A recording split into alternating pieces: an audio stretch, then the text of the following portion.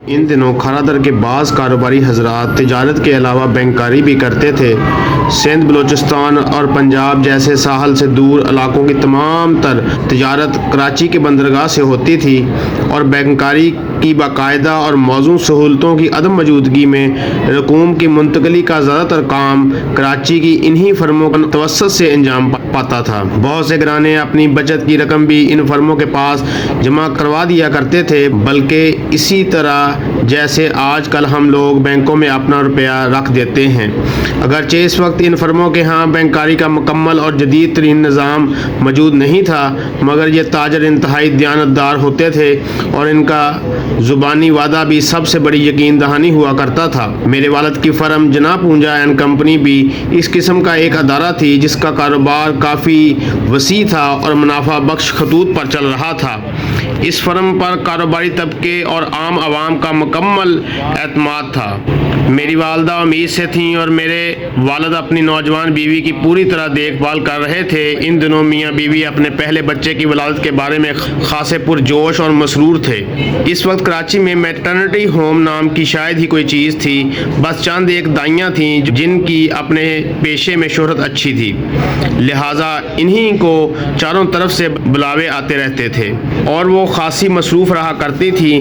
بچے کی ولادت سے قبل زچہ اور بچہ کی صحت کے لیے حفاظتی تدابیر اور علاج و معالجہ وغیرہ سے کوئی آگاہ نہ تھا، بلکہ عین ولادت کے موقع پر دائی کو گھر بلایا جاتا تھا۔ متمول علاقہ ہونے کی وجہ سے کھارا در میں ایک دائی رہتی تھی جسے شہر کی بہترین دائی سمجھا جاتا تھا۔ اسے زچگی کے روزمرہ کے واقعات میں مسلسل خدمات سر انجام دینے کے باعث اس قسم کے امور کا کافی تجربہ تھا۔ چنانچہ والدہ نے اس عورت کی خدمات پہلے سے حاصل کر لی تھیں۔ اس عورت کے ہاتھوں میری والدہ کے ہاں ان کے پہلے بچے کی ولادت عمل میں آئی۔ یہ لڑکا تھا۔ اس روز تاریخ تھی 25 دسمبر 1876 اور اتوار کا دن تھا۔ بچہ کمزور اور دبلا سا تھا، اس کے ہاتھ لمبے اور پتلے پتلے تھے، سر بڑا اور لمبوترا سا تھا۔ والدین اس کی صحت کے بارے میں بہت پریشان تھے۔ بچے کا وزن بھی معمول سے کئی پاؤنڈ کم تھا۔ انہوں نے بچے کا ایک ڈاکٹر سے معائنہ کروایا جس نے بتایا کہ ظاہری کمزوری کے سوا بچے کی صحت اور اعضاء میں کوئی نقص نہیں ہے اور یہ کہ والدین کو اس کی صحت کے بارے میں زیادہ پریشان نہیں ہونا چاہیے، مگر ایک ڈاکٹر کی خالی خولی یقین دہانی سے ایک شفیق ماں کے خدشات اور تشویش کیوں کر ختم ہو سکتی تھی۔ اس کے بعد بچے کا نام رکھنے کا سوال پیدا ہوا۔ اب تک کاٹھی واڑ میں آباد ہمارے خاندان کے مردوں کے نام بڑی حد تک ہندوؤں کے ناموں سے ملتے جلتے تھے، مگر سندھ ایک مسلم صوبہ تھا اور یہاں والدین کے پاس پڑوس میں آباد لوگوں کے بچوں کے نام مسلمانوں جیسے تھے۔ والدین کا اتفاق رائے اس پر ہوا کہ ان کے پہلے بیٹے کا نام محمد علی اچھا رہے گا، چنانچہ انہوں نے اپنے بچے کا نام یہی رکھا۔ میری والدہ محمد علی سے انتہائی محبت کرتی تھیں اور اس حقیقت کے باوجود کہ انہوں نے بعد ازاں 6 اور بچوں کو بھی جنم دیا، وہ اپنی زندگی کے آخری لمحے تک محمد علی سے بہت زیادہ پیار کرتی رہیں۔ رحمت، مریم، احمد علی، شیریں، فاطمہ، بندہ علی ان کے دیگر بچے تھے، جن میں 3 بیٹے اور 4 بیٹیاں تھیں۔ میرے والد کے کندھوں پر بڑھتے ہوئے کاروبار کی بڑی ذمہ داریاں تھیں، مگر میری والدہ کا مسلسل اصرار تھا کہ محمد علی کو آبائی گاؤں پانیلی سے 10 میل کے فاصلے پر واقع گانود میں حسن پیر کی درگاہ پر لے جا کر ان کی رسم عقیقہ وہاں ادا کی جائے۔ چنانچہ بچپن ہی سے میری والدہ نے اس درگاہ میں مدفون اس پیر کے عقیدت مندوں سے ان کی معجزانہ قوتوں کے بارے میں بہت کچھ سن رکھا تھا۔ ان میٹھی بائی کی والدہ کی پیشن گوئی نے انہیں یقین دلا دیا تھا کہ ایک عظیم مستقبل محمد علی کا منتظر ہے، اس لیے بھی وہ اس حسن پیر کی درگاہ پر لے جانا چاہتی تھیں۔ اس زمانے کے رواج کے مطابق محمد علی کے سر کے بارے اتارنے کی رسم منعقد کی جانی تھی۔ بچے کی والدہ اپنی منت پوری ہونے کے لیے مقدس پیر کی نوازشات طلب کرنا چاہتی تھی۔ پہلے پہل تو میرے والد نے یہ کہہ کر اس سے بچنے کی کوشش کی کہ وہ 1 ماہ سے زائد عرصے تک کراچی سے دور نہیں رہ سکتے، مگر آخرکار انہیں اپنی نوجوان بیوی کے دلائل کے سامنے نرم ہونا پڑا اور یوں وہ اپنے چند ماہ کے بیٹے کے ساتھ ہمارے والدین نے کراچی سے ویراوال جانے والی ایک بادبانی کشتی میں اپنی نشستیں بک کروائیں۔ ویروال نامی بندر बंदरगाह काठीवाड़ में वाक़या है। इस सफ़र में तूफ़ान और शदीद समुद्री बारिश से दो चार होने के खदशात भी मौजूद थे, मगर उन्होंने इसकी परवाह न की। कश्ती ख़राब हालत में थी, जो मुसाफिरों के बोझ बुरी तरह लदी हुई थी। तूफ़ान में फंस गई और खुली समुद्र में लकड़ी के तख्ते की तरह डगमगाने लगी। कश्ती में मौजूद लोग खौफ व हिरास में मुब्तला थे। ऐसे मौके पर घबराहट बहुत तेज़ी से फैला करती है। मेरे वालिद सर उठाकर आसमान की तरफ देखते कि ना जाने ये तूफ़ान कब थमेगा। मेरी वालदा हाँफते हुए बेटे को सीने से लगाई।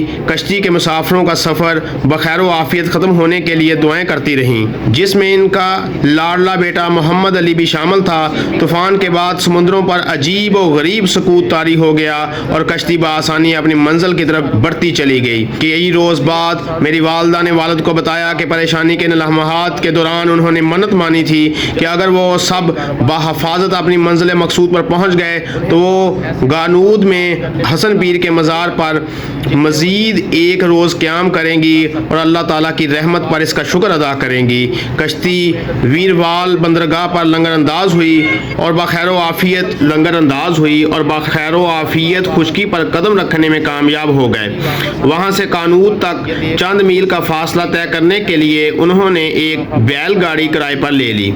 बहरे अरब में एक तूफ़ानी सफ़र, हचकोले खाती हुई बैलगाड़ी में सफ़र के बाद ये लोग बिल आखिर अपनी मंजिल पर जा पहुँचे। मेरा छोटा भाई मोहम्मद अली अपनी वालदा की आगोश में और बेशुमार रिश्तेदारों के हजूम में गिरा हसन पीर की दरगाह पर सर मुंडलाने के लिए तैयार बैठा था और यूँ मेरी वालदा की मन्नत पूरी हो गई। हसन पीर की ज़िंदगी के हक़ाइक़ दास्तानों के साथ यूँ गलत मलत हो गए हैं कि इन्हें एक दूसरे से अलग करना मुमकिन नहीं। ताहम ये बात मुसल्लम है कि हसन पीर इस्माइली मुबल्लग की हैसियत से ईरान से खुशकी के रास्ते बलोचिस्तान से होते हुए इस इलाके में आए थे।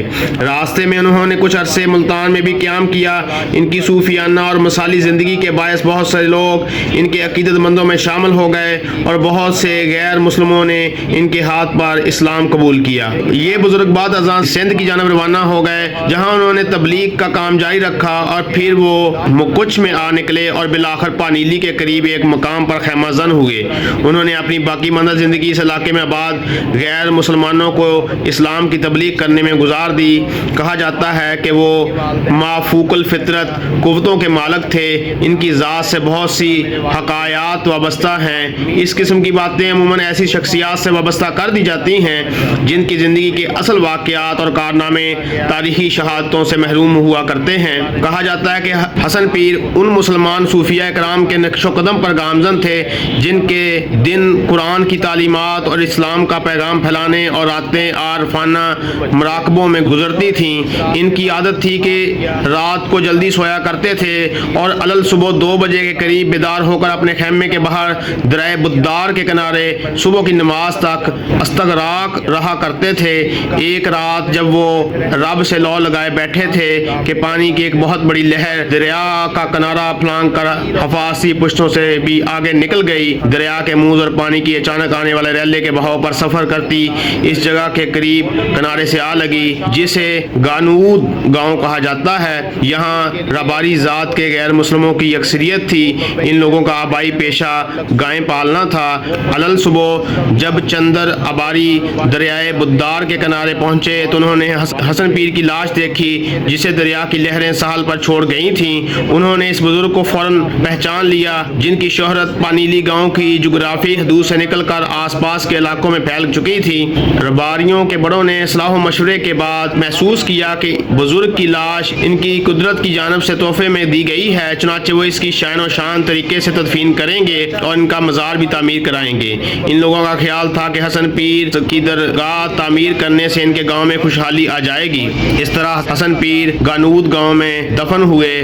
बरसों गुजर जाने के बावजूद गोंडल रियासत के लोगों का हसन पीर दरगाह की ज़ियारत करने के लिए जोशो खरोश कम नहीं हुआ। जहाँ तक कि इन बुजुर्गों की दरगाह पर आज भी उनका उर्स हर साल बाकायदगी से मुनक्कद होता है, जिसमें इनके हिंदू और मुसलमान अकीदतमंद शरीक होते हैं। हसन पीर की दरगाह पर अकीके की रस्म सर अंजाम देने के बाद मेरे वालिदैन बालों से साफ सर वाले नन्हे मुन्ने बेटे को लेकर आबाई गाँव पानीली आ गए। ये सफ़र भी उन्होंने बैलगाड़ी में तय किया। मेरे वालिद के लड़कपन के दोस्त और रिश्तेदार कराची में इनकी कामयाबियों के बारे में शानदार कहानियाँ सुन चुके थे। इस कामयाबी ने इन्हें इस कदर अहमियत दिला दी تھی کہ ان کے آبائی گاؤں کے باشندوں کی نظروں میں ان کے لیے بے حد احترام پیدا ہو گیا تھا۔ میری والدہ نے اپنے چہتے بیٹے کی ولادت کی خوشی منانے کے لیے ایک دعوت کا اہتمام کیا، جس میں پورے گاؤں کو رات کا کھانا کھانے پر بلایا گیا۔ اپنے بچپن کے دنوں میں نے اپنے بزرگوں سے سنا اس روز پانیلی کے کسی ایک گاؤں میں بھی چولہا نہیں جلایا گیا تھا۔ لوگوں کے گھروں میں کھانے پکانے والے برتن اور کھانے کھانے کی پلیٹیں بدستور باورچی خانوں کے طاقچوں میں پڑی رہیں، گویا یہ بھی اپنی اپنی جگہوں پر آرام کرتے ہوئے ننھے محمد علی کی پیدائش کی خوشی منا رہی ہوں، جو پانیلی ایک دیہاتی کا بیٹا تھا۔ پانیلی اور گونڈل میں چند ہفتے قیام کے بعد میرے والدین اپنے ننھے بیٹے کے ساتھ کراچی واپس آ گئے، جس کا ننھا سا ذہن ابھی اس بات کا ادراک نہیں کر سکتا تھا کہ گانود اور پانیلی میں اس کی آمد و رس اس قدر جوش و خروش اور پرمسرت تقریبوں کا باعث بنی رہی۔ کراچی واپس پہنچ کر میرے والد نے اپنے کاروباری ذمہ داریاں نبھانے میں مصروف ہو گئے، جبکہ والدہ نے اپنی تمام تر توجہ اور وقت اپنے نامولود بیٹے کو دینا شروع کر دیا۔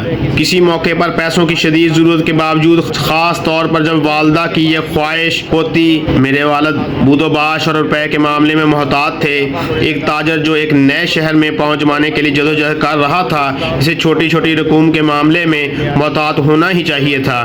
یہ گرانا سادہ زندگی بسر کرتا تھا، شان و شوکت کی کمی کو ایک خوش و خرم زندگی کے تاپاک سے پر کیا جاتا۔ اگرچہ میرے والد کا کاروبار کافی پھیل گیا تھا، تب بھی بے مصروف کاموں پر روپیہ خرچ نہ کرنے کی عادت برقرار رہی۔ دولت آنی جانی چیز ہے، یہ آج آپ پر مہربان ہو سکتی ہے، مگر کون جانتا ہے کہ کل اس کا موڈ کیا ہوگا۔ میرے والد نے اسی اصول کے تحت گھر کا بجٹ چلایا۔ جب ہم لوگ بڑے ہوئے تو اس بات کا ہمارے ذہنوں پر بہت گہرا اثر موجود تھا کہ قائد اعظم کی زندگی کا یہی انداز ساری زندگی برقرار رہا۔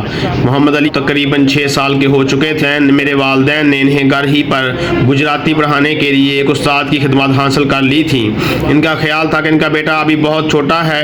سب سے قریبی اسکول بھی ہمارے گھر سے کافی فاصلے پر تھا۔ یہ فاصلہ اتنا تھا کہ والدین کے خیال میں 6 سال کا بچہ اسے پیدل کرنے کے قابل نہیں تھا۔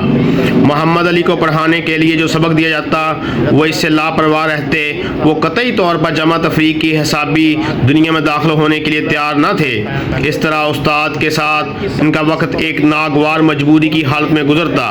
اس کے برعکس پڑوسی لڑکوں کے ساتھ کھیل میں مشغول ہوتے تو خوش و خرم رہا کرتے تھے اور زیادہ بے تکلفی سے کام کرتے۔ ان لڑکوں سے انہیں کھیلوں میں مہارت رکھنے والے بچوں کی شہرت حاصل تھی۔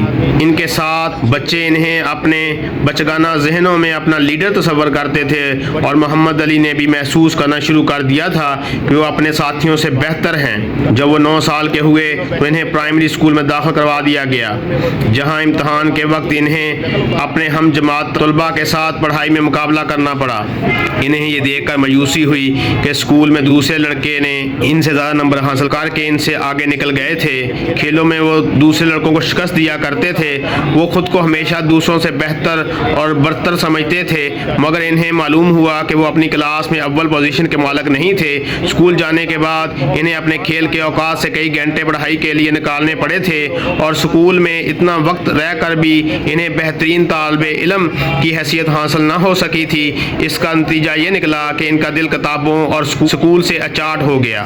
جس نے میرے والد کو پریشان کر دیا، وہ اپنے بیٹے کو مناسب تعلیم دلوانا چاہتے تھے تاکہ وہ میٹرک کرنے کے بعد ان کے ساتھ کاروبار میں شامل ہو سکے۔